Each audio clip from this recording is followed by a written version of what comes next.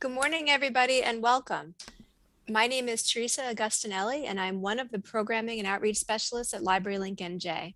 My pronouns are she, her, hers, and I'd like to wish everyone a belated happy National Coming Out Day. I know that was yesterday, so we're doing it in honor of that day. We tried to schedule it near that day. Now, I went to the NJLA conference, and actually this program was one of my favorite programs that I attended. I attended virtually like everyone else did. And I was really happy and excited when Keisha Miller included me on an email with our three speakers today, asking if we would like to reprise it for Library Link NJ for people who weren't able to attend. So that's why we're here today. And I'm really glad that it came together like this and that you can be here to join us. Our co-sponsors for this event are the Library Link NJ and the NJLA Young Adult Services section. So our description for this program is, while there has been growing awareness of the LGBTQIA+ community and their needs, queer youth are still largely underserved. ALA encourages awareness and recognition through equitable policies, and many libraries are working hard to put policy into practice. This work has proven especially difficult this year due to library closures and remote access. This session aims to share strategies to support LGBTQIA+ inclusion and representation through young adult collections, virtual teen resources, virtual programming, and staff professional development. One of our speakers, I don't know if it would be in this order, is Jenna Ingham. Jenna Ingham is the head of youth services at Verona Public Library. Much of Jenna's library work is dedicated to elevating literature for queer youth. She is an active member of ALA's Rainbow Roundtable and was the committee chair for the 2021 Rainbow Book List. She currently serves as the administrative assistant for the 2022 Stonewall Youth Award Committee. Jenna also writes for Teen Services Underground, and one of her pieces was recently published in School Library Journal. You can connect with her at heymissjenna.com. Kel, they, them, is a queer, non-binary teen services librarian who puts LGBTQ advocacy and support for queer youth at the forefront of all they do. They have worked in libraries for 7 years, both as a volunteer coordinator and a librarian. Kel knows firsthand how impactful representation and inclusion in the library is for young people because of their experience with their local library as a teen. When they're not at work, they enjoy being outside with their pup, live music, good coffee, and all things witchy. Kaley is a queer youth services librarian in training, committed to social change through authenticity and play. Kaley is especially dedicated to creating safer spaces for LGBTQIA+ youth. They've worked with youth for the past 8 years in various settings, including leadership development programs and wilderness education. Currently, Kaley works primarily with tweens and teens and loves how they bring out her inner goofball. Kaley loves tabletop RPGs, think Dungeons and Dragons, YA novels, woodland strolls, laughing until it hurts, and howling at the moon. So without any further ado, I'm going to pass it to our talented speakers. Thank you.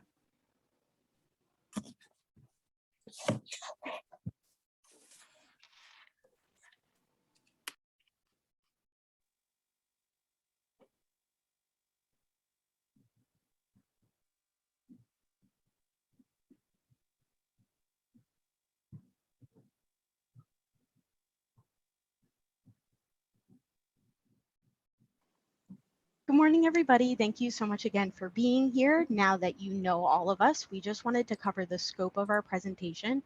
We wanted to just let you know that what we share in this presentation is not necessarily universal. We are here to identify potential barriers for LGBTQ teens in our libraries and how to make them more inclusive, but we are only speaking from our personal and professional backgrounds. So we just wanted to take time to validate that the LGBTQ experience is different for everybody and can be a little bit more challenging or just significantly different for those of other intersecting identities. So our presentation is going to be laid out in 3 different sections. We're going to start talking about the overall library culture, then we're going to move into collection development, and then we're going to dive into some programming.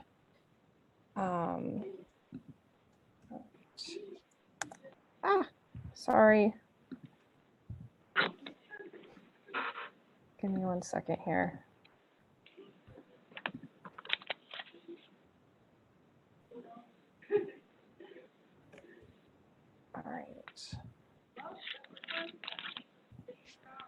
Okay, sorry about that.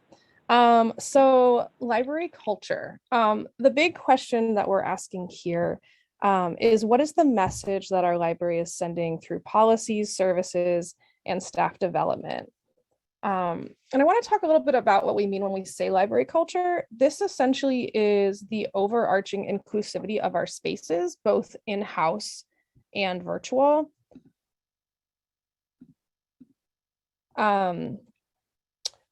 Essentially, this includes our language, our policies, and our cultural competencies. And this is often talked about in terms of creating safe spaces.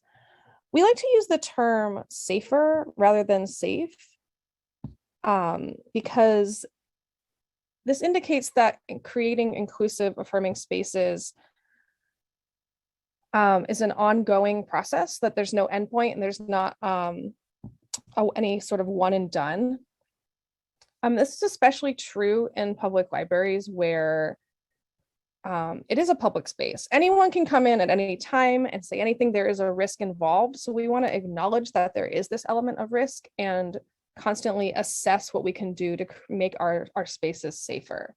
We also acknowledge that teens are constantly changing and needs are changing, and it's really up to the youth to decide, and patrons in general to decide if they feel safe in a space. So we want our spaces to continue to evolve and reflect the changing needs of youth as we kind of assess whether these spaces are safe.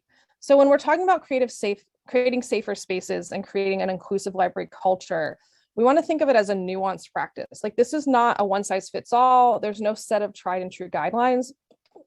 We really want to emphasize that you need to take stock of your own library community and figure out what is best for your teens, for your youth, based on their needs. And I want to just reiterate that this does extend to virtual spaces. So that's our social media, that's Zoom, that's Discord if you have one. Websites. All of these things reflect our library culture, and we want to pay attention to whether they are inclusive and welcoming or whether they are being exclusive in some way. I also want to just mention that the barriers, both real and perceived, that LGBTQIA plus youth experience when they're seeking information, queer youth may not always feel comfortable approaching staff or asking questions. Especially if they don't perceive any clear indicators that the space is LGBTQIA plus friendly. So we might think that our libraries are inclusive. We might think we're doing a good job, but it might not be coming across that way. So we want to be aware of these difficulties that kids might be facing, and not make any assumptions.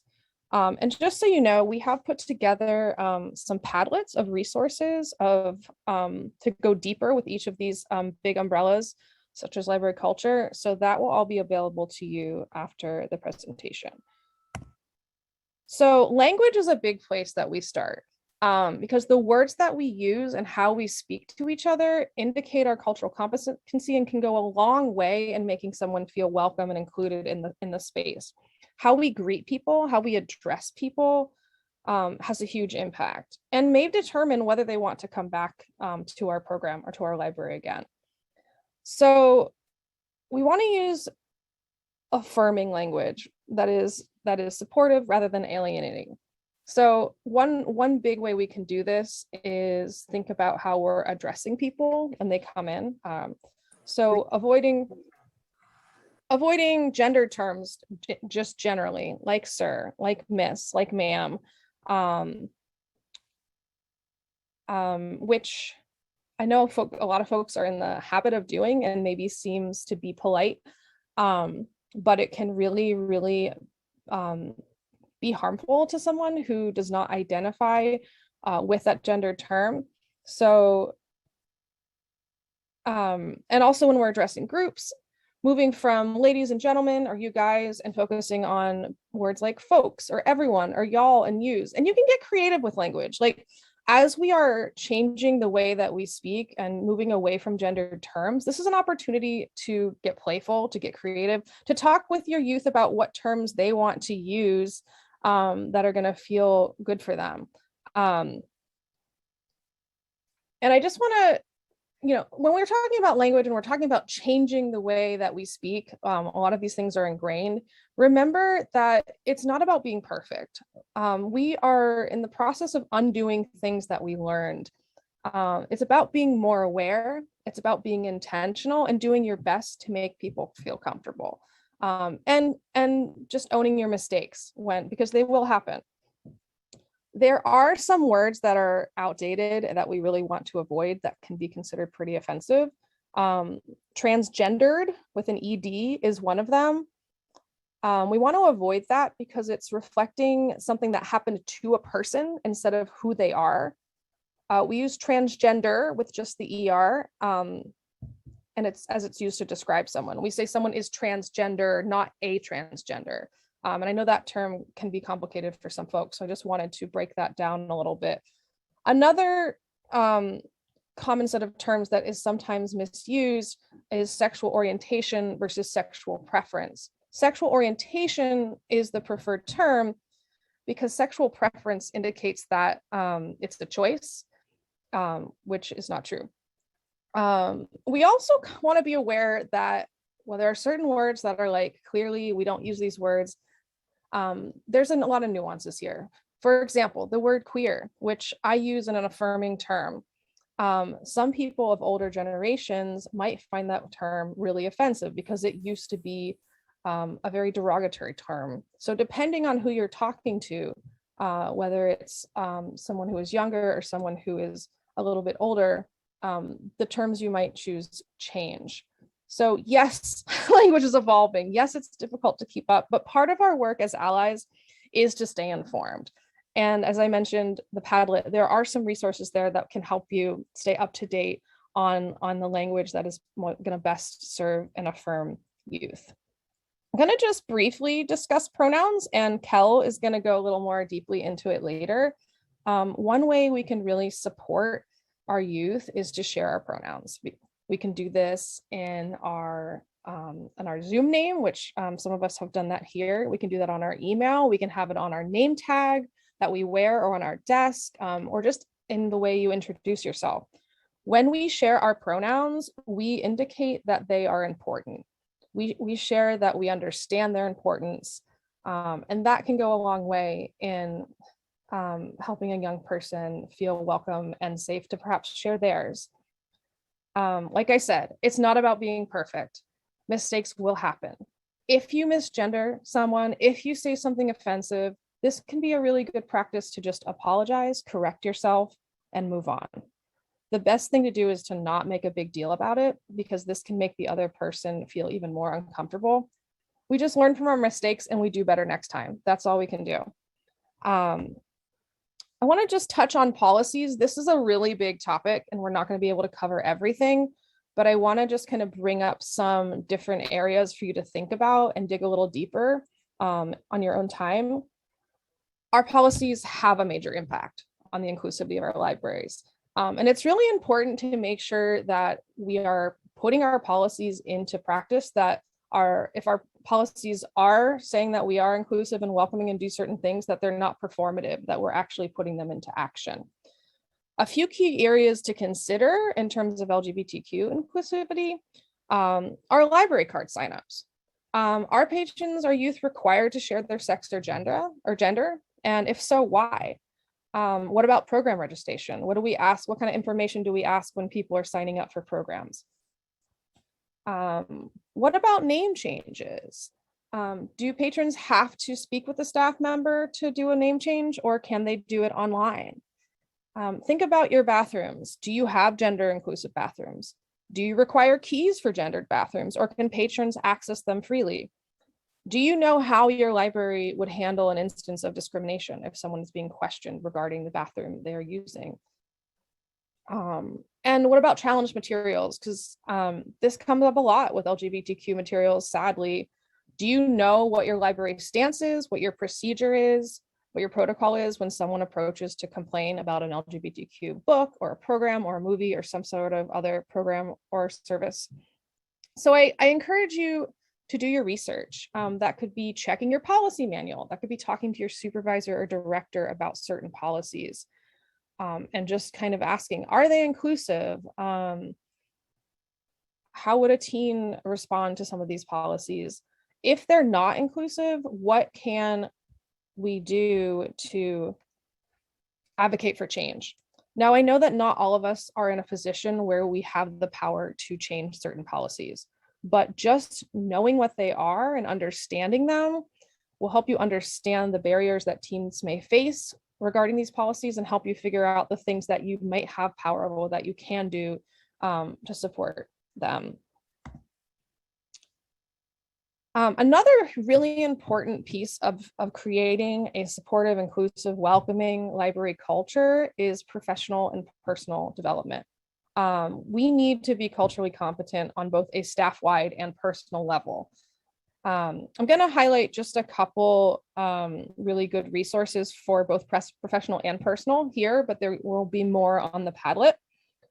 In terms of professional development, Garden State Equality is a fantastic resource. They are one of New Jersey's largest and most active LGBTQ plus advocacy organizations, and they provide free trainings. They have a whole slew of topics from very basic to more advanced, and they are a great resource to dig into. Also, colleges and universities often have LGBTQ plus centers that might offer trainings, and that could be a really good opportunity to build a partnership.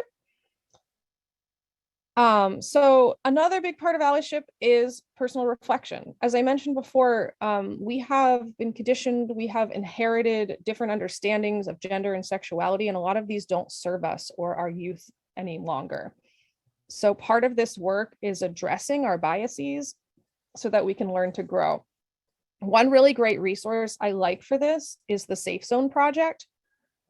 They offer a pay what you can self-paced course that helps you understand LGBTQ plus issues and learn how to be a better ally. There's different reflection activities, different journaling, all kinds of things that help you kind of unpack your own biases. When we're diving into the both professional and personal reflection work, I'm going to say it again, learn to recognize your biases. The more conscious we become, the more aware we become of these things, the more we can begin to shift them. If you're challenged or confronted, remember to do your best not to get defensive or reactionary. And remember the difference between intention and impact. We may not have meant to say something hurtful. We might have thought we were saying something affirming, but it was taken a different way. Just because we didn't mean it doesn't mean we didn't hurt somebody. And in these instances, we can do best by learning to move back, to step back and listen to why what we said was offensive, and use this as a learning moment. And also, one last thing is know that allyship can look a lot of different ways. Depending on your library community, this is going to be different. Our libraries are all unique ecosystems with our own specific patron communities. So these are some guidelines, but really the work comes into digging into what works best for your teens.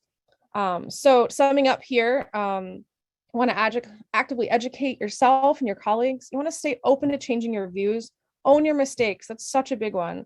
And step into growth and support with empathy and compassion, both for yourself, for your colleagues, and for the youth and the patrons you are serving.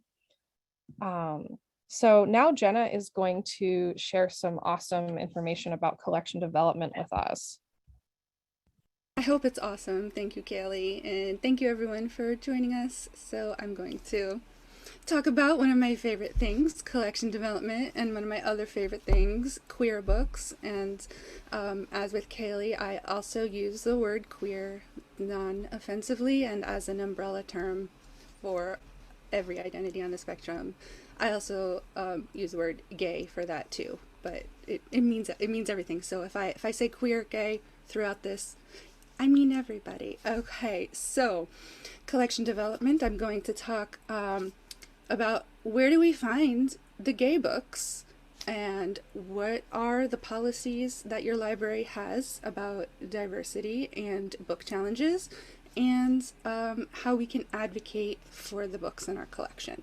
So the first steps for this is to ask yourself what message your collection is sending to teens. And if you have all identities represented, oh no, what happened to my Padlet?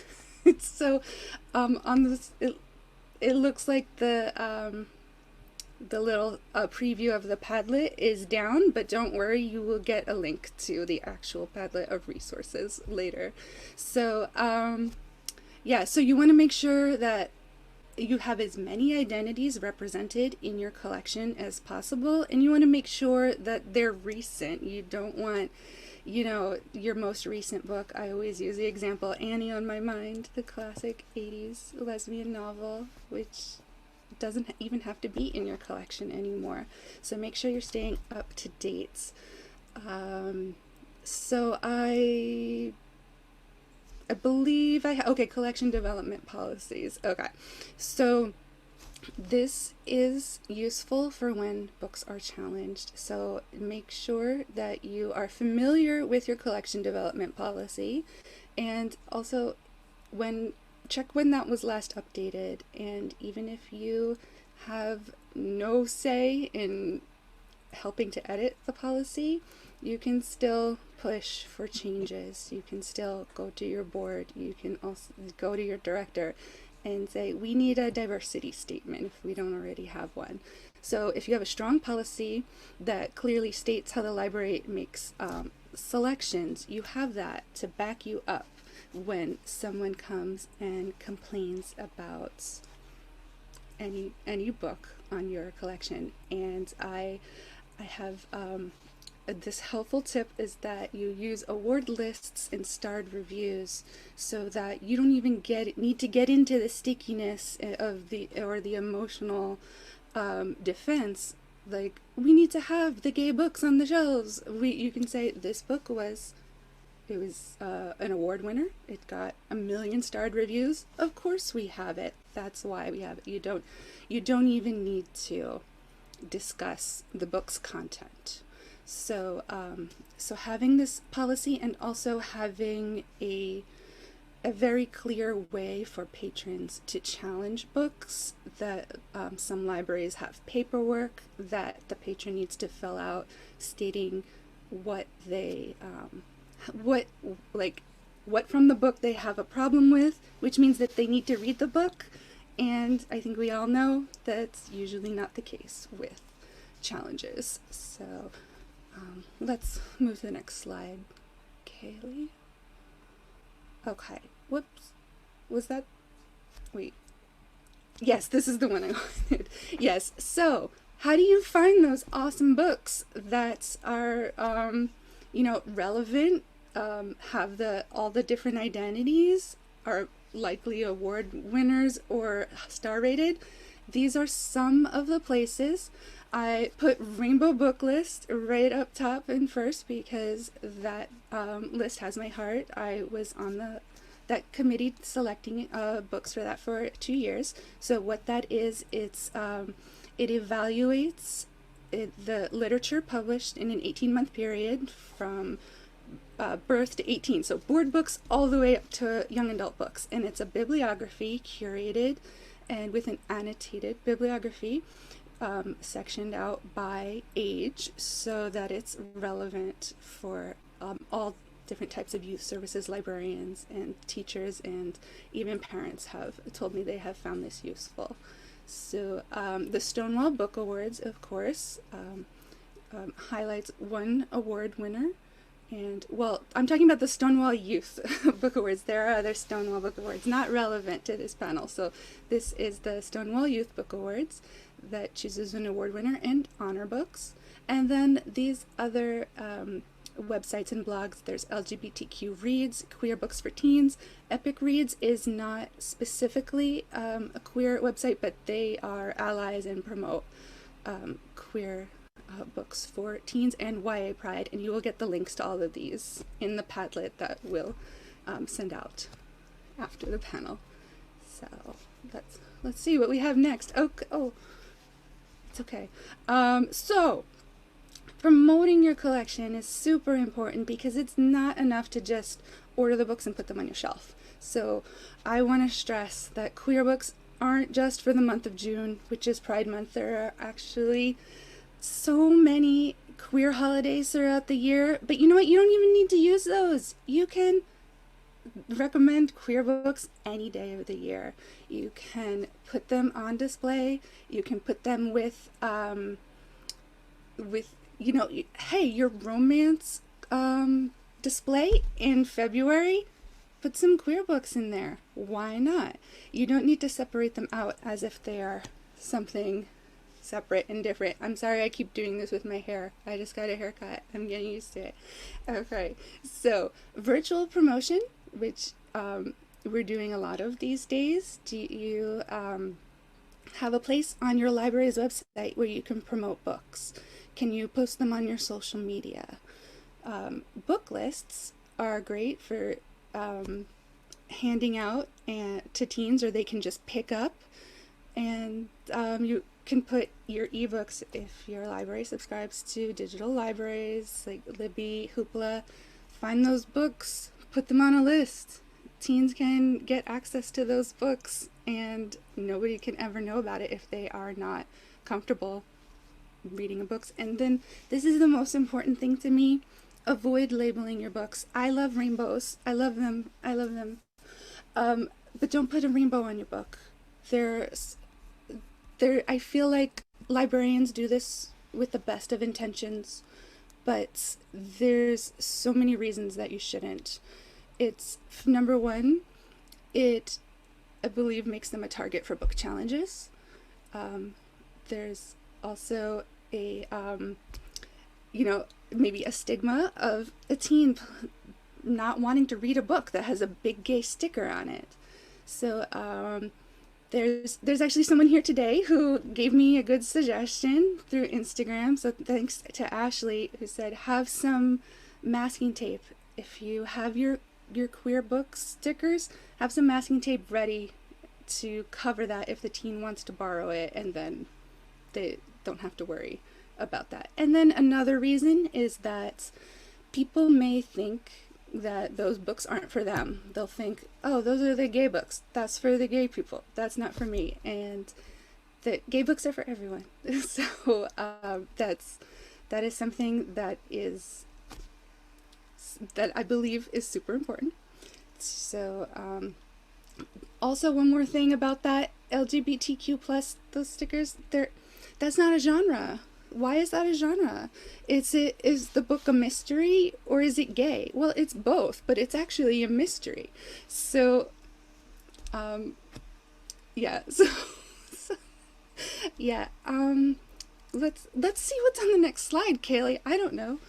Okay, good. I'm done. Cal, over to you. All right, so I'm going to be talking about programming and beyond. I want everybody to start thinking about what messages you're sending to your teens. So what message are your displays sending, the programs you hold, and other interactions or actions that you take in your space. Both what you do and don't do send particular messages to your teens. So we want to think about not only what we're doing, but also maybe if you're not doing anything for Pride Month, that might make your LGBTQ teens feel othered. My Padlet includes examples of virtual programs that I've done. So I did Pride Month virtually entirely this year and last year, which included different programs like a virtual book battle,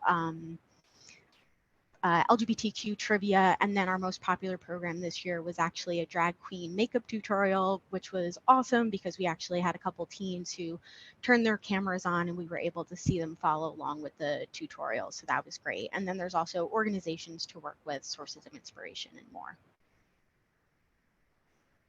All right, so inclusive programming tips. Like Kaley talked about before, reducing and eliminating gendered language in your programs, in your spaces, everywhere that you are is extremely important and is just step one to making everybody feel included.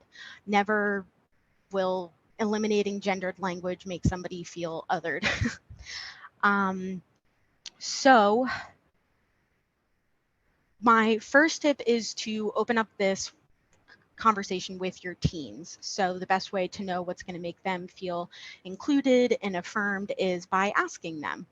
This will be especially easy if you do have a recurring group of teens at all of your programs, because you can just sit down with them one day and be like, all right, what words do you like? What words don't you like? Maybe come up with a list, and then everybody can agree upon what is most comfortable for them in that space. And you can just make sure everybody feels safer and more affirmed in your space.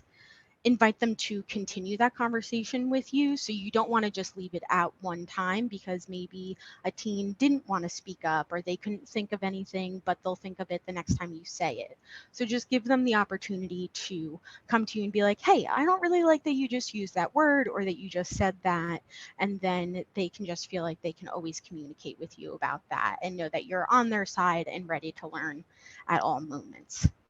Of course, when you do have new teens enter your space to join that group, you need to get them up to speed, because by not giving them the tools to also make the space safe, you could be putting other people at risk or making them uncomfortable. So make sure anybody new knows about your agreements, the words that you do and don't like to use in the space. So if you typically have different teens who come into your programs, you don't have that following, or you haven't gotten the chance to create that following because of the pandemic, because you're new, whatever the reason may be, setting ground rules for each of your programs can be super helpful. So some examples of ground rules are the Vegas rule. So what happens here stays here.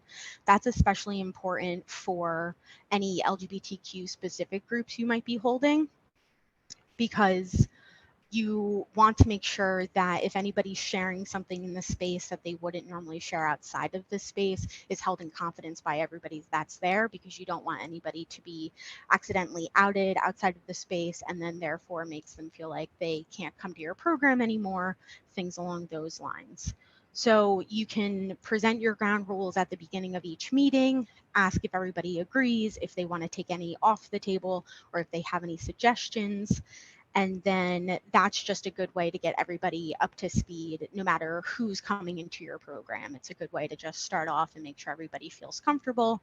Also gives you another learning opportunity when you give them the option to add or remove some as well. So the one thing is that we have the amazing opportunity and privilege of watching our teens grow and figure themselves out. And not everybody has that in the way that we do, especially as librarians. We're kind of that neutral spot. We aren't their teachers who are telling them what to do. We're not their parents who have been with them their whole lives and are also telling them what to do. We're, adults in their lives that can be friendly with them and can, be positive representation in their life, can be a confidant that is also there to protect them. So, but part of this is that you're going to be around to witness them try on new pronouns, different gender expression, nicknames, chosen names, what have you, as they're developing their sense of self. So take care to be mindful and accepting of whatever that looks like and how often it changes. So your teen's nickname, name, pronouns might change between the last time you saw them. Don't draw attention to it. Just make sure you're ready to accept it and adapt if it does come up. You might feel inclined with the best intentions to be like, oh, hey, Cal, what are your pronouns this week? Just to kind of be like, oh, your pronouns are important. I want to know what you're using. But it could make a teen feel like you're not taking them seriously or you're making fun of them. And it could just overall be offensive. So remember that intention and impact aren't necessarily the same. If a teen does choose to share their pronouns or chosen name or anything along those lines with you, make sure you start out by thanking them, especially because, one, coming out to ourselves is really hard, never mind coming out to a friend. And then if they're choosing to come out to an adult about that, especially if they haven't done that before, it's a really big deal. So it's always nice to thank them. But the really important thing to follow up with is asking them when you're allowed to and when it's safe to use their pronouns or their chosen name, what have you. You might find yourself in a situation where you are talking to their parents or their teachers, and you don't want to accidentally out anybody and put them in an unsafe situation. So just make sure you're clarifying that. Maybe you can use it in your LGBTQ group or around certain friends, but it might not be safe to do so around other people. Or maybe they want you to use it, and that's going to be kind of their way of letting people know. When you're using they for them, people might catch on and start using they for them as well. So just make sure you're having that conversation with them. And maybe if something does change and you notice that they're using she or her pronouns now, you check in again with them just to make sure that's continuing to be okay, and reaffirming like what spaces you're allowed to use them in. And then finally, make sure that you're being teachable. So it goes back to just continuing to having that open dialogue with your teens. You just want to let them know that you are always ready to be told if you're doing something that's problematic, that something's upsetting them, etc. Just letting them know that part of your allyship is being open to constantly learning. The other thing I wanted to go back to with the pronouns is that it is helpful for you to share your pronouns if you feel comfortable. Some of us may use pronouns like I use they, them pronouns for a while. I didn't feel comfortable sharing that with everybody. So I wouldn't share my pronouns, even though I know that's a good way to signal allyship because it shows that they are important and that you're aware of what they are. But make sure you're only doing it if you're comfortable. And then also make sure you're not asking everybody to share theirs. You don't want to put anybody on the spot who might not know what pronouns are, know what their pronouns are, or know what their pronouns are, aren't ready to share them, and then basically has to misgender themselves by sharing pronouns they don't actually identify with. So all in all, just remember that LGBTQ inclusivity doesn't have an endpoint. It's a constant changing, evolving thing, and so is your allyship, because our community is always changing and evolving, especially with each new generation that comes up. All right, so staying up to date is extremely important for many reasons. We all know that it's important to stay up to date so we can incorporate pop culture into our programming and just make sure teens are interested in what we're doing. We want to know what specifically for LGBTQ teens, what terms and trends are evolving, coming up when things become problematic or when new words come on the scene, just so you know how to properly interact with any teens you come across, especially those who identify as queer. You also want to make sure that you're staying up to date with things that are going on that may negatively impact your teens.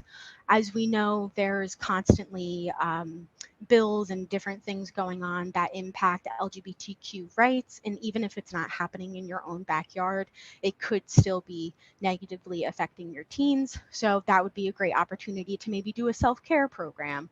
Or if you do have an LGBTQ book club, maybe bringing it up at the beginning of your meeting and asking everybody how they are, if they want to share their thoughts about it, creating that space for them so they can share what they're feeling, or you can help them process it by giving them some nice self-care tips or, a craft to do, something like that. The other thing that's important is when new people might come out, that could be an opportunity for you to change some of the cataloging in your system. If you want to change the author's name, if you have control over that, if they've come out and now identify with a different name, or just an opportunity to do a display on that person with all the biographies you have on them, etc. And then also sometimes celebrities say really problematic things. And if you're going to do a program that's based around maybe a book that they've written, something along those lines, you want to make sure that you're not doing anything that's potentially harmful to your teens or will send the message that maybe you're not considering them or don't care about their feelings. So if you do decide to do a program that has to do with a problematic celebrity, maybe the things that they've said, one recommendation is to consider pivoting your program and making it more general. The way I like to think about it is almost that you're trying to avoid copyright infringement. So maybe it shouldn't be specific to the magic that's discussed in the book, but could be more general about all different types of magic. You could include other books that talk about magic, or you can just do something super general that kind of touches on the themes but doesn't bring that up specifically, so nobody feels othered, offended, or upset by it. If you do decide to continue, one thing we do want to encourage is possibly putting a disclaimer at the beginning of it. So just kind of calling to light the harmful actions that that person has taken and how they've impacted the community. So everybody knows that while you're continuing with the program because some people want it, or it's super popular, or it's just something that you do every year and you find that it's important for your community, you're also validating the feelings of others and the harm that that person has done.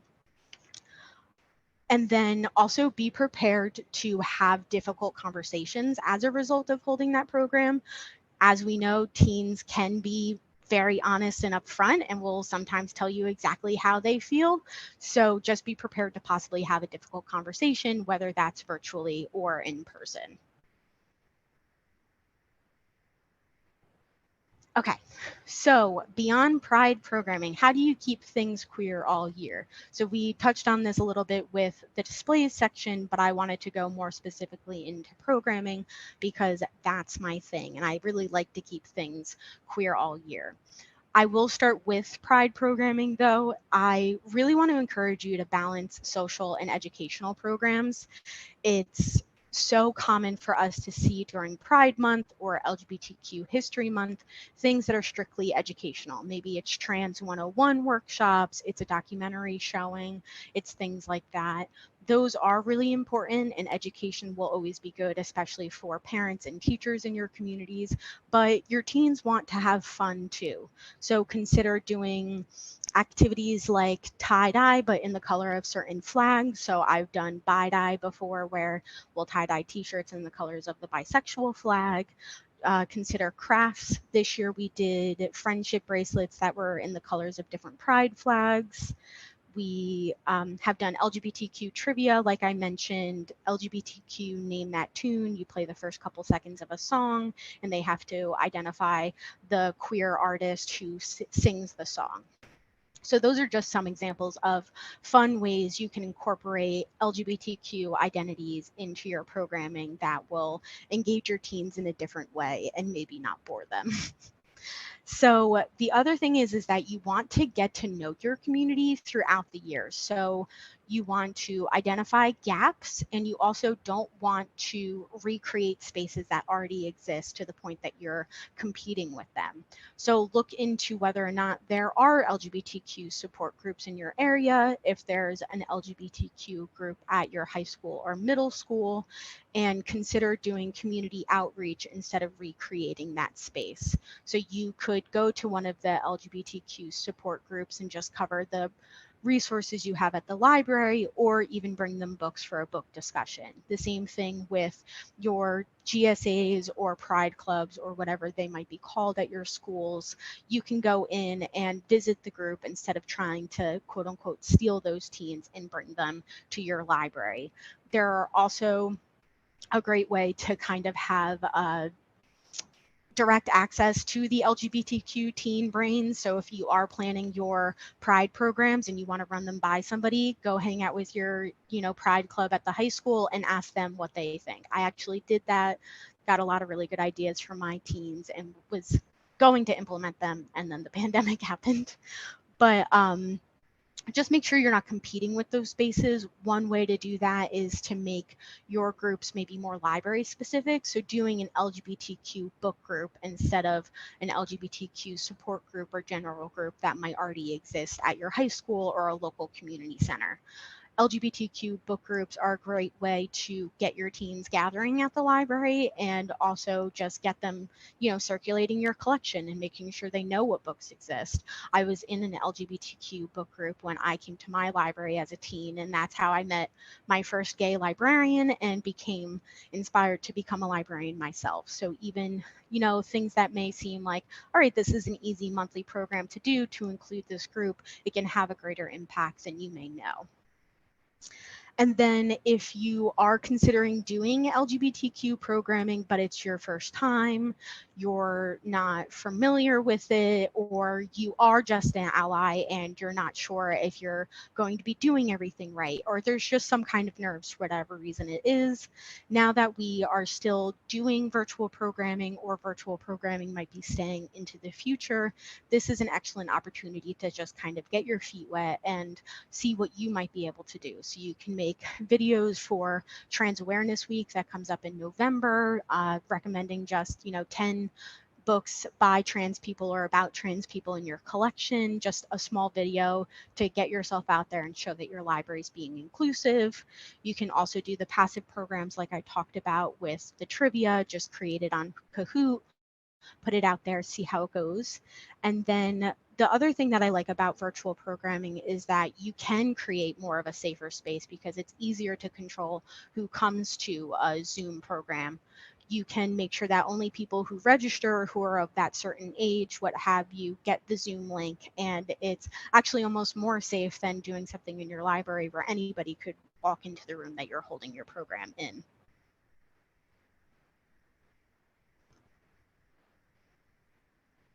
And now we're going to go into next steps. We're going to start off with Kaley's.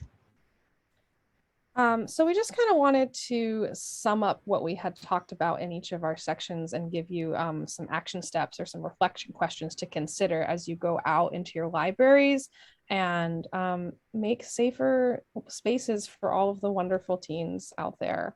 So in terms of library culture, I really encourage you to review your library's policies and identify areas of improvement. Think about how you can advocate for changing these policies.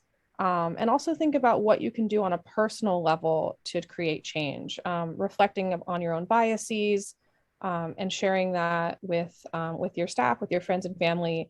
It can also be helpful to create a little, I didn't talk about this in my thing, but just thought of it now, a little group, a little like reflection group to work through some of these things because it can be challenging and it can be good to have a group to discuss these things with. All right, Jenna. Okay, so when it comes to collection development, take time to review your library's collection and the collection development policy. I also think it's important to pay attention to what the teens are saying and what their behaviors are regarding browsing and what they're asking for. Recently, when I was shutting down the catalogs at the end of the day, in the teen room, the last search was the word pansexual. That tells me a lot about what teens are looking for. So paying attention is super helpful. It's also really important to examine your own personal bias when it comes to your purchases. Do you think that it's not worth it to collect certain titles because you think that you don't have those people in your community? Also, how does your personal bias affect what you display and what you promote and recommend? So take a look and see what gaps you can fill in your collection and how current it is. And finally, reflect on your past programs and any future programs. Were there opportunities to be more LGBTQ inclusive that you missed? How might you learn from this and implement the changes in your upcoming program? Self-reflection is always helpful, and you can find some really good examples of how you might do better in the future by doing that. I also wanted to briefly cover, I'm not sure, Kaley, if you covered Safe versus Safer in the beginning of your portion. But we have been using safer spaces throughout this presentation because no space can be truly safe. We can't control everything that happens. I know Kaley did mention that libraries as public spaces, anybody can walk in, so it's especially true with ours. So all we can do is try to aim to make every space that we are in a safer space for our teens, especially our queer teens.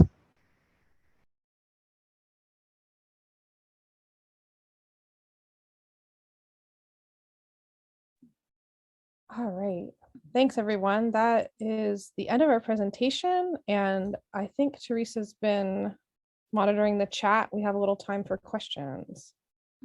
Yes, thank you so much to our three presenters. That was a really great and thorough primer. And before we get to the questions, I just want to remind everyone, I will be sharing a recording of this presentation, a link to the slides, as well as a link to the Padlet that has been referred to throughout the presentation. So I guess Hillary is asking, Hillary says there's a lot I can apply to an academic library too. So that's great. If everyone can add your questions to the chat window now, we have about 10 minutes. So we can use this time to pick the brains of our presenters.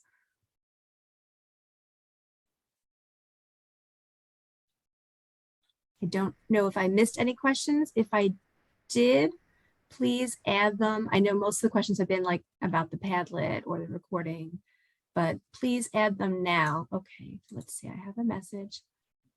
Okay, Kim from Fort Lee is just saying, I have a lot I can discuss with our team. And you're all also always welcome to email the three of us. We're more than happy to help, because I know that when I'm put on the spot, I'm like, I don't have any questions. And then 10 minutes later, I'm like, oh, wait, I have 10 questions. So we're happy to talk to you via email as well.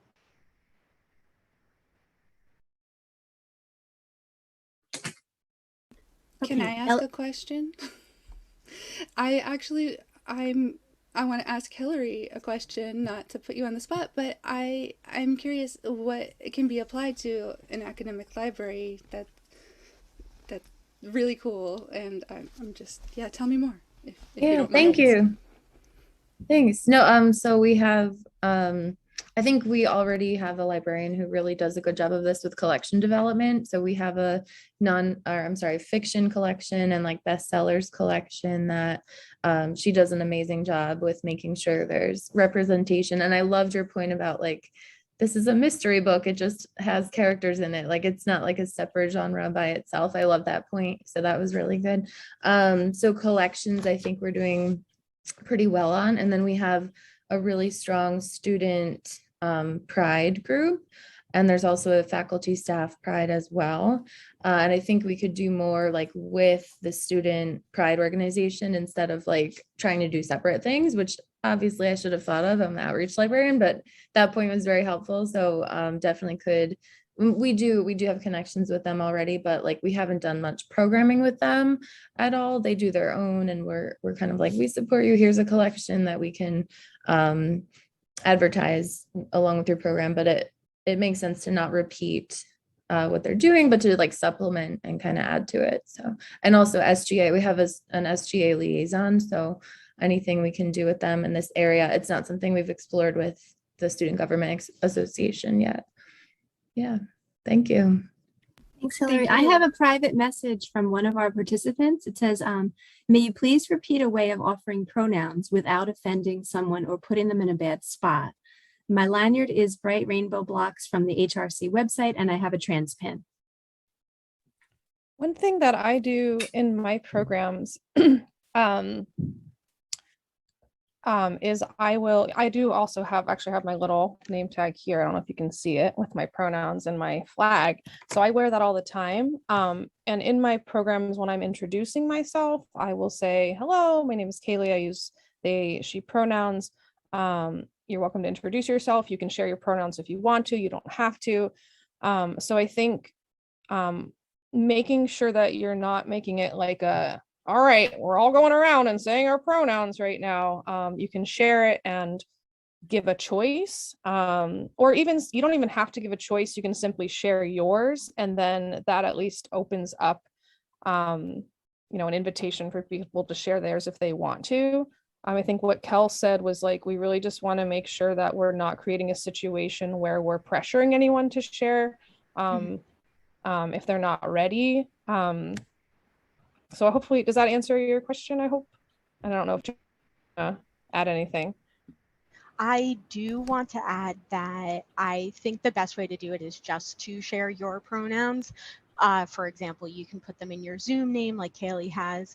I do think that it's nice to offer up the opportunity for folks to share theirs, but before I discovered that my pronouns were they, them, it was a situation where everybody was invited if they wanted to go around and share their pronouns. If everybody in the room is doing it, you're going to feel pressured to do it, even though it was presented as an option. So I just personally think I would steer away from that, because I was then misgendered for a whole 6 months before I had the courage to be like, actually, those aren't my pronouns. I just couldn't tell you on the spot that they were, but I felt like I needed to join in with everybody else. But that's my personal experience, so that's why I recommend that. I'm going to go ahead and say that's a better suggestion there. Just giving hearing your own personal story. So, and as we talked about, like, there are no hard and fast rules. Well, I think there are best practices and things that we can collectively share through different anecdotes and different experiences. You could ask this question to like 50 LGBTQ librarians and you might get 50 answers. So just know that like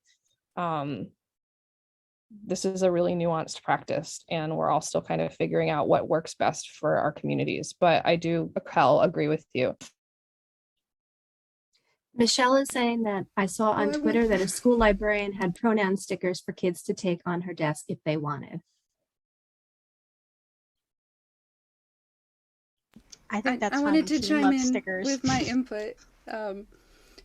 I think it's just has to do with looping in that safer space and feeling out the situation, whether you're one-on-one with a person, how well you know that teen. Is it the first time you're meeting them? Do you know them for a long time? Are you in a virtual space? All of that. Something I do every so often as a blanket statement is say, if there's another name or some other pronoun that I should use for you, let me know. And looping it in with the name is something, because anybody can, like, sometimes kids just want to go by a shortened version of their name, and then that puts, I think, less pressure on, but also opens it up to, so the teens know that you're open to that. And also knowing when to use the pronouns, as Cal was going through, when like a student, a teen may be out to you but not out to their parents.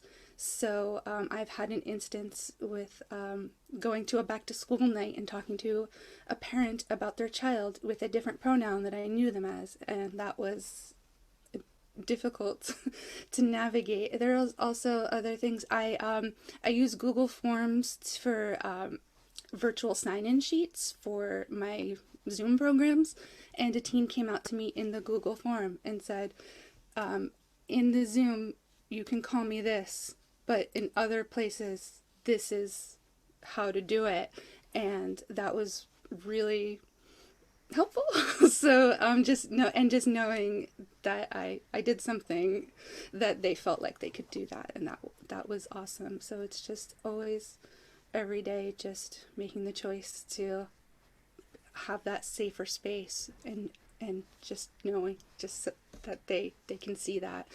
I also thought of something actually while Hillary was talking. Does every library still have those sneeze guards on their desks? Those are great for decals. So if you can get like a safer space or all are welcome or some sort of rainbow, even just that small visual cue can be huge. I know that I always feel really excited when I walk into a place that has that. So that's the least you can do. So thanks, Jenna. I want to share something that Lisa has written here. Not a question, but I could use some good vibes for my queer book club. Started in June and we've never had more than 2 people come. And the only regular is a straight woman who has a good heart, but has some questionable approaches to things. She was afraid she'd be converted by joining, among other things. I just want to say in that regard that I think it might be okay to recommend that another program at your library might be better suited for her. Kind of how like we do if somebody's complaining about a book or display, we can say, well, I can direct you to something that's better suited for you. Maybe that's just a sign that an educational program like LGBTQ 101 might be really good for your library, and that might work better for her.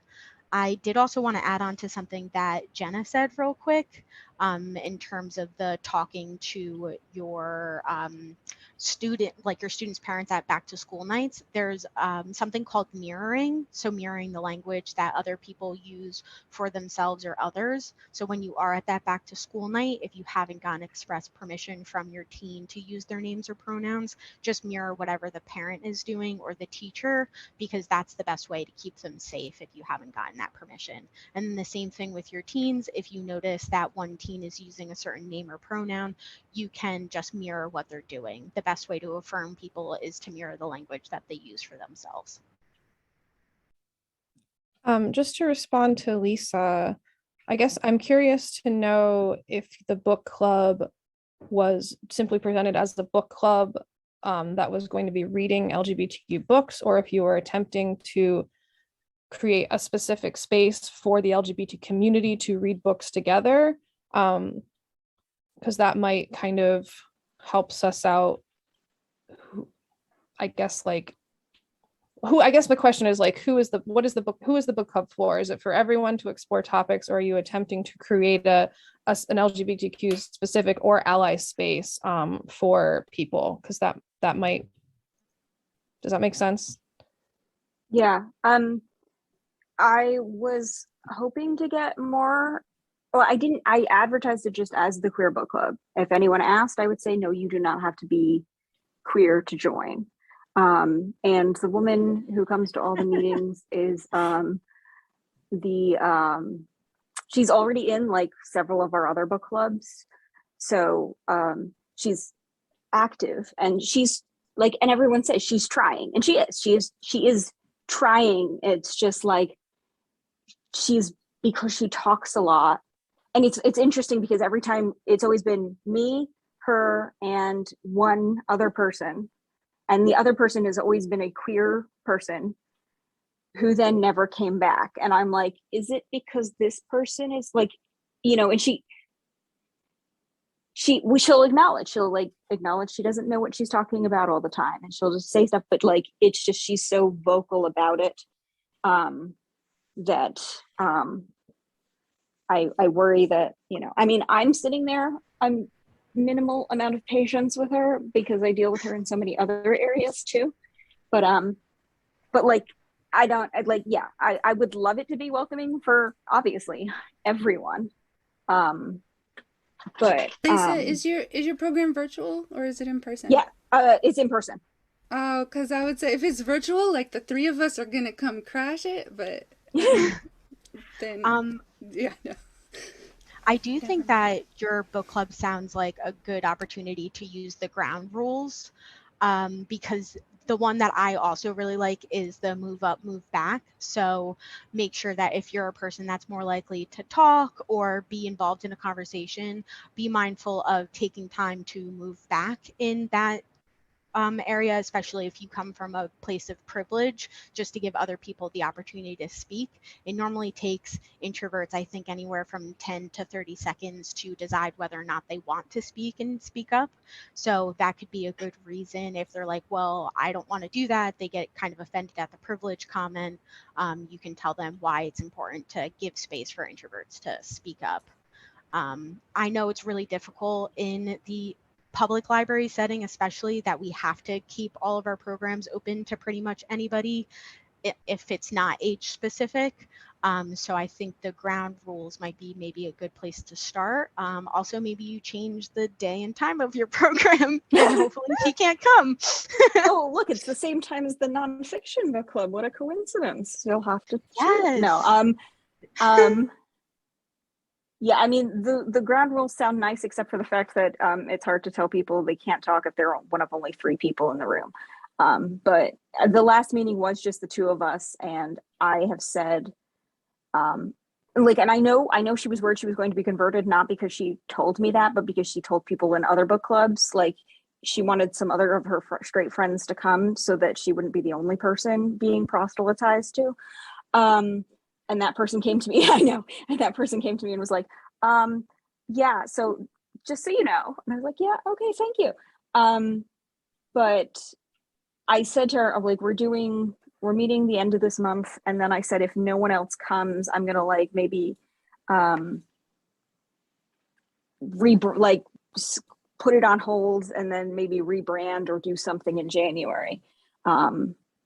So, and I mentioned earlier, I said this in the chat, but the Queer Book Club just did a little note about it. The people, I call it the Queer Book Club, but the only people who have complained about it being called queer are the homophobes and transphobes who are arguing in bad faith. So that's been an interesting thing. Like last month was the first time I didn't get an email asking me. My favorite email was someone, I think they meant to send it to someone else and they accidentally sent it to me. But they moved it they sent an email to me saying, I keep getting these emails from the library. Do they know something I don't know? So I guess I'm converting other people to being queer just by sending emails too. But maybe I could do, if I do some thank you for your ask and service. suggest Ashley says just virtual. I know this person does not like meeting virtually. Maybe I could try that and see what happens in January. One thing that just kind of came to mind was like, is there a way, I mean, I don't know if this would be useful for this person, but in general, if you are having a queer book club that is open for anyone, maybe like providing some resources in terms of like, that could be just like very basic learning resources if folks are, sounds like, so this person is interested, but she is clearly, there's some misunderstandings about what it means to be LGBTQ in general. So maybe one small step could be like, I don't know, providing links or, an educational packet. I don't know what that looks like, but she has family who's queer. So she doesn't think she needs beginners. Like I try, like she has a nephew who transitioned, and for the longest time I could not keep track of which direction they transitioned in, because she would use the wrong she would use she pronouns while talking about them. But they're now, when I said, well, no, you use he, even though general practices, even when you knew them and it was she, you just use he for all the time. That's less confusing, and that it doesn't quite stick. I don't know that I'm going to be able to fix her, but I'm kind of thinking if I go virtual, she might not want to participate because she doesn't like sitting on Zoom as much. But going virtual open it up to more people who would otherwise not attend in person? I do not know. We did our very first meeting virtually, and I think the other person who came because, of course, it was a queer librarian from another library. I think it worked better with their schedule because they didn't have to leave work to do it. But I might be able to start that in January and see if that just if it does get new people. I'm wondering, I know that some libraries especially do as it's like cold. Okay, sorry. I know some libraries do like cooperative programming. I wonder if that would be a candidate for that. Like maybe something with your system where that could be shared. I don't know if that's something other libraries do.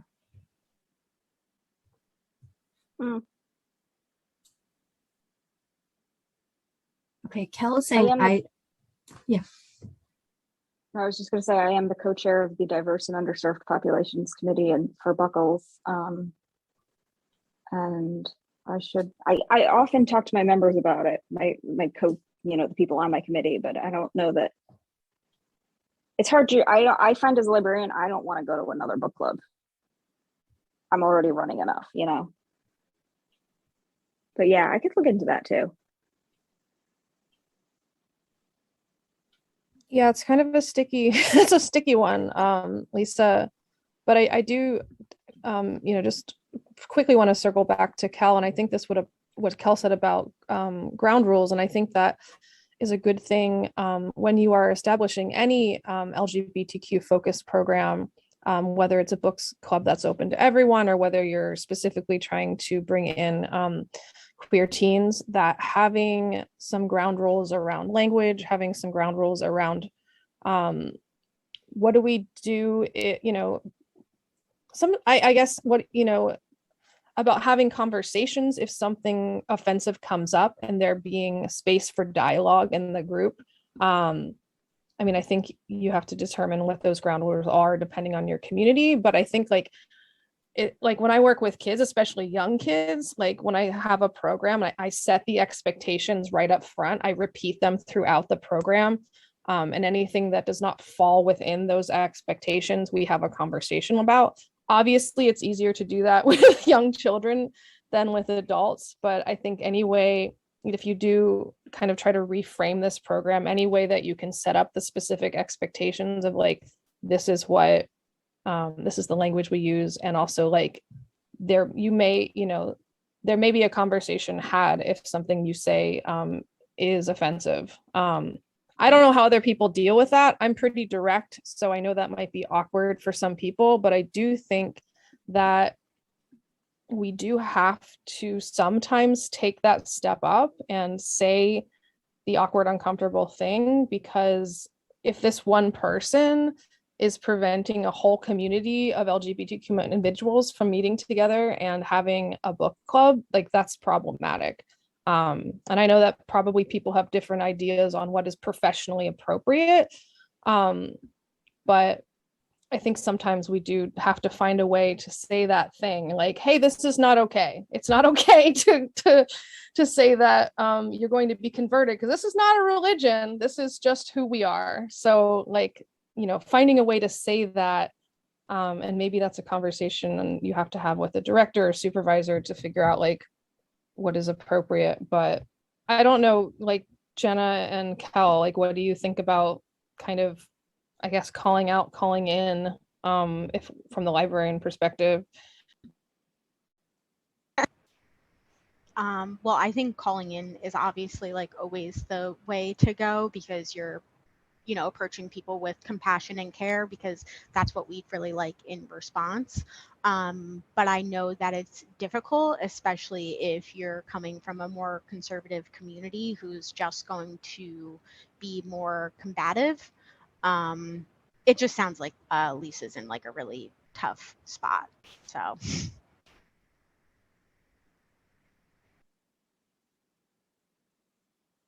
Well, I've got ideas here, you know.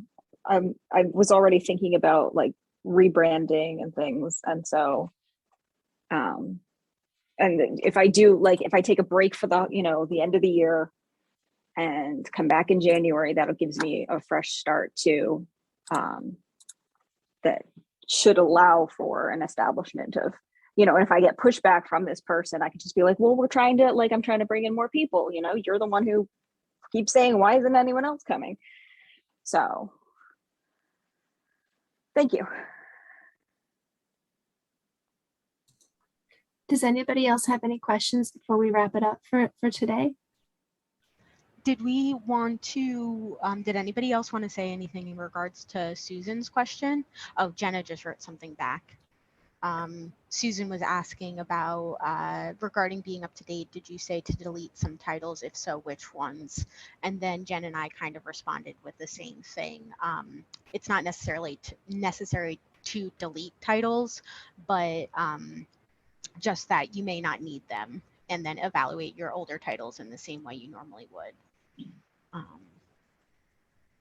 Yeah, so her point in general was that you don't want to queer teens to only have access to books from 40 years ago. So if you only have Annie on My Mind on your shelf, you should really try to get more current titles, but that doesn't mean that you have to get rid of Annie on My Mind. I don't want you to, because I love that book and it was one of the first gay books I read. But I think just it's really important to be aware of the content in your books. We had a whole discussion around our last panel that some books may be harmful to teens, even ones that are written now. They might be triggering for LGBTQ teens, but helpful for other ones. I think we were talking about Stay Gold. I'm not exactly sure, but how some of the content in that book could be. We don't have time to get into Stay Gold. Yes, but just, you know, make sure when you're recommending books as well that you know what's going on in those books. So you don't want to just be like, this is a gay book, you should read it. You also want to make sure that you're recommending the right books with the right content to the right teens. Do you mean Stay Gold by Tobley McSmith? Yes, but like Jenna said, we can't get into it. No, but we could do a book club. And Lisa asked, Annie on My Mind is 40 years old. No, it is 39 years old. 39, yeah, I know. Still freaking out over that. Yeah, it came out in July of 1982. Let's do an Annie on My Mind book club through Library Link, Teresa. No, I'm just kidding. We have gone over so much time. This kind of thing really could be an all-day thing on its own, but I think we should be respectful of people's time. Email us to talk about Annie on My Mind anytime. So, yeah. Thank you everyone for sharing your time with us. And like Kel said earlier, please email us. The Padlet will be going out. Like we love talking about all things gay all day. So reach out to us. And we also recognize, I just want to say one more time, we recognize that we don't have all the answers. And I know that they're out there. Y'all have some really great ideas too. So please share them with us, share them with each other. I think we can collectively do what we can to kind of continue to create safer and safer spaces for all our queer patrons, especially youth. Thank you so much to everybody here for the presentation and for the great conversation and questions. Again, I will be sharing the email addresses because I think that people have a lot of questions. So I think that we might want to continue to use our presenters as a resource if that's okay with all of you. And we'll share the Padlet. I assume the Padlet might have some links to some guides to books that would make good choices for teens. So that's probably a good place. I know we had some questions about collection development, and I will be sharing the recording by the end of the week. If you can give me a little time, I only work a few hours at Library Link NJ. But thanks again for being here, and thanks to our presenters, and have a great day, everybody. Okay, bye-bye. Thank you.